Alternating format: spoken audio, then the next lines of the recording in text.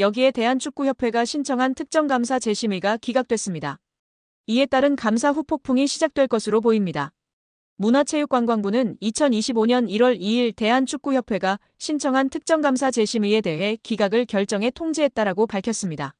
앞서 문체부는 27건의 위법 및 부당사항들에 대해 축구협회에 징계, 시정, 주의제도 개선 등을 요구했으며 합리적인 개선 방안을 마련하도록 통보했습니다. 축구협회는 이에 대해 재심의를 신청했고 문체부는 감사심의위원회를 개최해 7개 안건에 대한 심의 후 최종적으로 모두 기각했습니다. 재심의가 받아들여지지 않으며 축구협회는 한 개월 내 징계에 대한 징계 의결 뒤 결과를 통보해야 하며 제도 개선이나 시정 조치에 대해서는 2개월 내에 문체부에 알려야 하는 상황입니다. 문체부는 최종 감사 결과 발표 당시 감독 선임 과정, 징계 축구인 기습 사면 및 철회, 천안축구종합센터 건립보조금 허위 신청 등에 대한 책임으로 자격정지 이상 중징계를 요구했습니다. 더불어 문체부는 김정배 부회장, 이임생 기술총괄이사 등에게는 홍명보 현 국가대표팀 감독 선임 과정에 책임을 물어 자격정지 이상의 중징계를 요구했습니다. 이어 홍명보 감독에 대해서는 전력강화위원회를 통한 재선임을 통보, 계약 유지 혹은 해지 여부 등에 대해서는 협회의 자율에 맡겼습니다.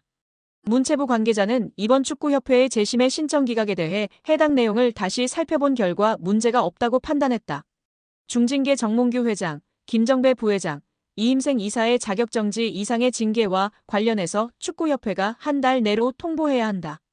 이후 문체부는 이행 여부를 들여다볼 것이다. 이행 감사 또한 이뤄진다라고 전했습니다.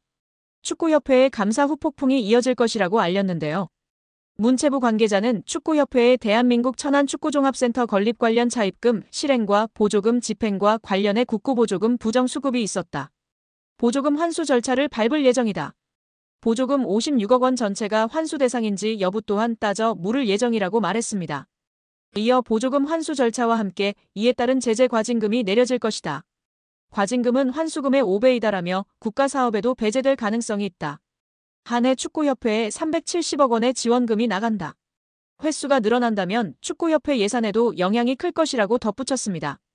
또한 국회 국정감사에서 제기된 HDC 현대산업개발 직원의 부적정한 축구협회 파견 의혹 등에 대한 감사는 여전히 진행 중입니다. 문체부는 해당 감사 또한 곧 공개할 예정이라고 밝혔습니다. 이로 인해 축구계에서는 걱정이 이만저만이 아닌데요. 최악의 상황을 걱정하고 있습니다. 최악의 상황이라 함은 보조금 환수 절차와 함께 이에 따른 제재 과징금이 내려질 것이기 때문입니다. 과징금은 환수금의 5배이기 때문입니다. 이에 더해 축구협회에 지급되던 370억 원의 연간 지원금도 배제될 가능성이 높아지고 있습니다. 이 같은 조치는 재정적으로 궁핍한 축구협회 입장에서는 자칫 파산, 부도의 위기로 내몰릴 수 있다고 판단됩니다. 천안축구센터의 공사는 당연히 큰 차질이 예상되고 직원들의 급여 지급도 원만하지 않을까 걱정이 됩니다. 박문성 축구해설위원이 정몽규 대한축구협회 회장을 비판했습니다.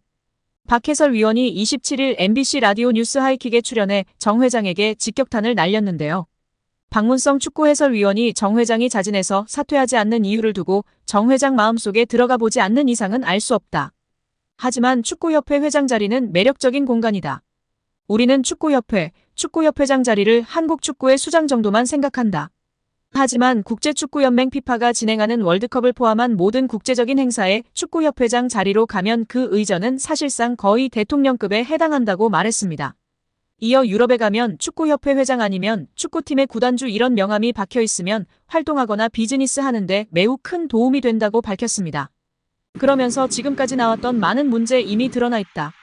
또 이번 현안 질의를 통해서 사실은 의혹이 해소되기는커녕 더 많이 부풀어졌다. 하나도 해명되지 않았다. 오히려 지금 의혹이 계속 더 추가로 나오고 있다. 특히 홍명보 한국축구대표팀 감독 선임의 절차와 과정에 모든 것들이 다 불공정했다는 이야기들이 이미 다 어느 정도 나왔다. 이제는 지금의 이 체제 그만 끝내는 것이 옳다고 전했습니다. 대한축구협회 임원들이 지난해 법인카드로 가장 많은 금액을 지출한 곳이 축구협회 최영일 부회장 배우자가 운영하는 서울 송파구의 일식당으로 확인되며 파장입니다. 더불어민주당 강유정 의원실이 대한체육회 스포츠 지원 포털 시스템을 통해 확보한 2023년 축구협회 임원 14인의 법인카드 사용 내용을 분석한 결과 법인카드로 가장 큰 금액을 사용한 식당은 364만 5천 원이 결제된 서울 송파구의 S식당이었습니다. S식당은 최 부회장 부인인 강모 씨가 운영하는 일식당인데 축구협회가 지난해 법인카드를 사용한 총 867곳 가운데 총액 기준 제일 높은 액수가 결제됐습니다. 이 일식당은 축구협회 사무실과 거리가 있는데도 지출한 금액은 가장 컸습니다. 임원들은 S식당에서 총 20회 법인카드로 결제했는데 이는 택시비나 카페 이용 등을 제외하면 건수로도 가장 많았습니다. 서울 종로구의 한 한식당과 함께 공동 1위였는데요. 1건당 18만 2,250원을 결제했습니다. 이를 두고 축구협회 공금을 최 부회장의 배우자 식당에 몰아준 것 아니냐는 지적이 나왔습니다. 최 부회장 배우자는 이와 관련 작년에는 최 부회장과 결혼한 사이가 아니었고 서로 호감을 갖는 정도의 사이였다. 올해 2월 15일 결혼식 없이 혼인신고만 했다며 무엇보다 남편을 제외한 대한축구협회 임원들은 아는 사이가 아니다라고 했습니다. 이게 더 웃긴데요. 썸녀에게 호감을 사기 위해 몰아주기 했다는 게 더욱 분명한 사실이 되었습니다. 축구협회는 2017년 9월 법인카드를 사적으로 유용해 당시 조중현 축구협회 회장과 이회택 부회장 등 전현직 임직원 12명이 경찰에 입건되는 일이 있었습니다. 당시 조사 결과 축구협회 임직원들은 골프장과 유흥주점, 노래방 등에서 법인카드를 사용했습니다. 이번 최 부회장 사례처럼 가족과 지인 식당에서 법인카드를 사용했다는 논란도 있었습니다. 축구협회는 앞서 법인카드 사용 내역을 밝히라는 대한체육회 감사 지적에 사용 내역 없음이라고 공시한 것으로 드러나 비판을 받은 바 있는데요. 이후 법인카드 사용 내역을 공개하라는 요구가 번지자 대한체육회 스포츠 지원 포털에 지난해 법인카드 사용 내역을 공시했습니다. 강유정 의원은 축구협회의 고질병이었던 법인카드 오남용이 재발했다며 정몽규 회장 체제의 축구협회는 능력도 도덕성도 없음이 증명됐다고 비판했습니다. 축구협회가 정관상 보수를 받을 수 없는 게 원칙인 비상근 임원들에게 자문료 명목으로 매달 수백만 원씩 급여성 고정 보수를 지급했다는 지적이 나왔습니다. 보수를 받은 임원들 중에는 국가대표 출신 최영일, 장회룡, 하석주, 이동국, 이영표, 이천수, 김병지 등을 비롯 축구 해설가 한준희 씨가 포함됐습니다. 이 같은 내용은 지난 5일 문화체육관광부가 발표한 대한축구협회 감사 결과에 들어있는데요. 문체부는 홍명보 축구대표팀 감독 선임 논란을 계기로 축구협회 운영 전반을 들여다본 바 있습니다.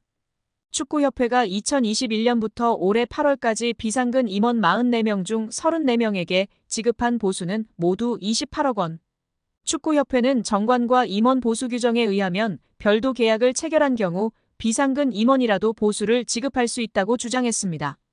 문체부는 자문계약 대상자 선정이나 자문료 책정 기준을 공정하게 마련하지 않은 채 방만하게 보수를 지급했다고 비판했습니다. 이 기간 축구협회에서 가장 많은 자문료를 받은 비상근 임원은 위르겐 클린스만 감독 선임 당시 활동했던 마이클 밀러 전 전력강화위원장이었습니다. 2023년 축구협회와 2년간 연 25만 달러, 약 3억 4천만 원을 받는 자문 계약을 맺었습니다. 그는 올해 2월 아시안컵 이후 클린스만 감독이 경질될 때 함께 사퇴했고 1년 2개월간 약 3억 5천만 원을 수령한 것으로 드러났습니다. 밀러 이후 전력강화위원장을 맡은 정혜성 위원장은 월 1,500만 원을 받는 자문 계약을 맺었고 2월 말부터 6월 사임할 때까지 7,800만 원을 수령했습니다. 문체부는 두 전직 전력강화위원장이 받은 자문료가 축구협회 임원 보수 규정상 자문료 한도를 초과했다고 봤는데요. 규정에는 분과위원장 자문료 한도를 연 1억 원으로 정하고 있는데 이를 어겼다는 것입니다.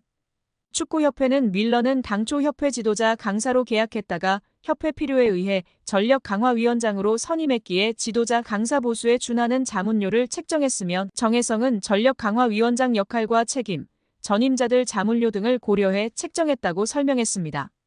축구협회 전현직 비상근 부회장들은 월 250만 800만 원을 자문료 형식으로 받았습니다. 가장 많은 금액을 받은 이는 1998 프랑스 월드컵 국가대표 출신 최영일 부회장인데요. 그는 2021부터 2022년엔 월 600만 원씩, 지난해와 올해엔 월 800만 원씩 받아 올해 8월까지 2억 9,600만 원 넘는 돈을 지급받았습니다. K리그 인천과 중국 충칭 감독 등을 지낸 장회룡 부회장은 2023년 부임한 이후 월 800만 원씩 받아 총 1억 2,700만 원을 수령했습니다. 함께 부임한 국가대표 출신 하석주 부회장과 축구 해설가 한준희 부회장은 각각 월 600만 원씩 총 9,560만 원을 받았습니다. 김병지 현 강원FC 대표이사는 2021년부터 2023년 1월 강원에 부임하기 전까지 비상근 부회장으로서 월 600만 원씩 총 1억 4,400만 원을 받았습니다. 홍명보 감독 선임을 둘러싸고 축구협회를 향해 공개적으로 비판 목소리를 냈던 이동국, 이영표, 이천수 등도 과거 협회에서 자문료를 받은 것으로 나타났습니다. 이동국은 김병지 후임으로, 이영표는 정몽규 회장 부임 때부터 부회장을 맡았습니다.